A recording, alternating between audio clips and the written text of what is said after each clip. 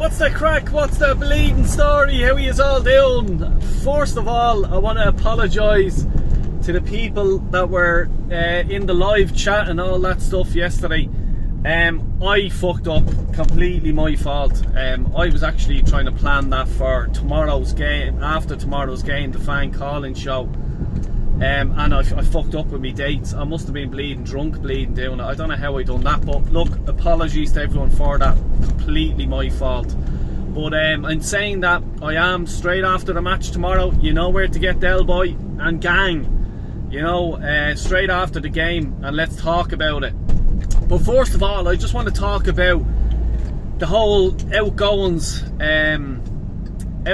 Yeah. So we'll start off with Balogun.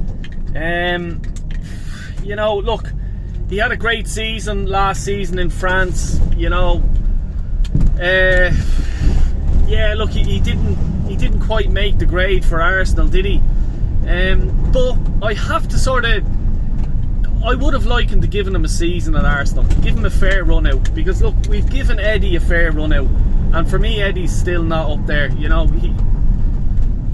he's the lower end of a striker in the Premier League for me. Championship, top of the Championship at best. You know, he's not even great to have as a backup, because I cannot see him. Now, I hope I'm wrong. Like, I hope I'm wrong. I just can't see him getting over 15 goals. If you want, like, you know, to challenge for the league, we need that off our strikers. Like Jesus, like, you know, if we're going for the league, we have to be going for 20 plus goals, you know.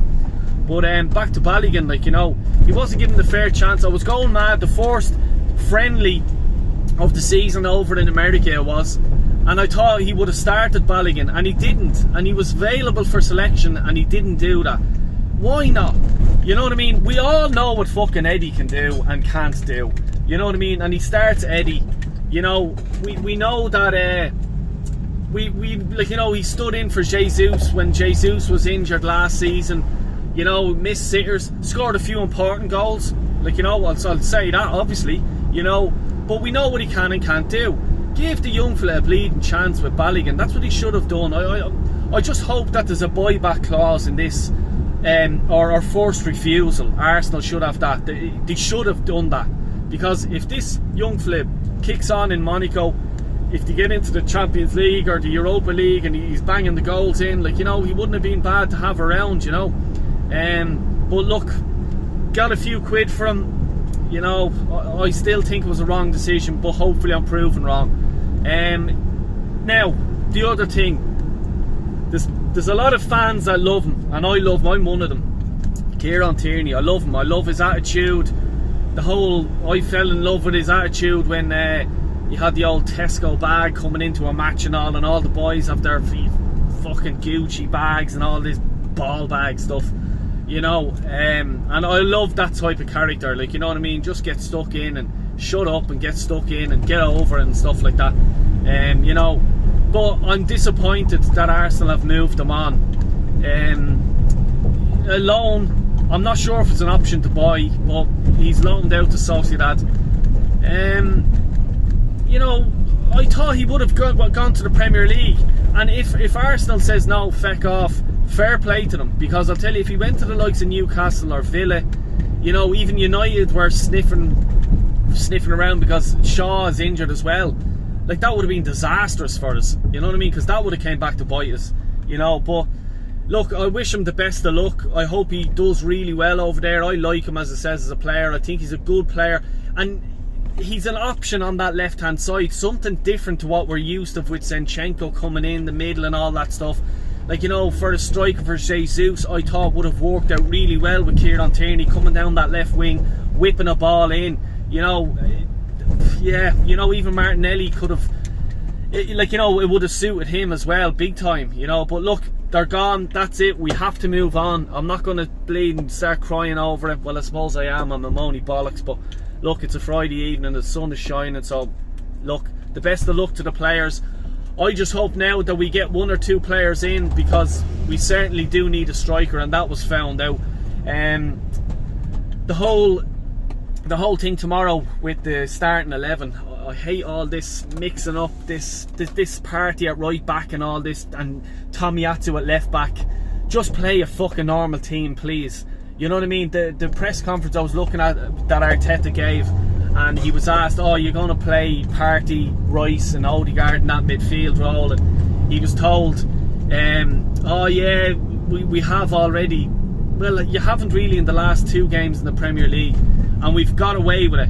I think with a tougher opponent, I think these sort of tactics and stuff like that will be found out. You know, it'll be a tough enough game against Fulham, but I'm expecting nothing but a win here, and that's no disrespect to Fulham, but they're Mitrovic and all is after leaving. I think he's went to the Saudi League, you know, so there shouldn't be that much of a threat for our back line. Just get Gabriel Magalhaes in there, Saliba in there. He's going to have Zinchenko available, so Zinchenko there, and Ben White in right back. That's the back 4 I want. I want to see Partey, Declan Rice and Odegaard in the middle. Pretty straightforward. Martinelli, Saka, and I want Trossard up there.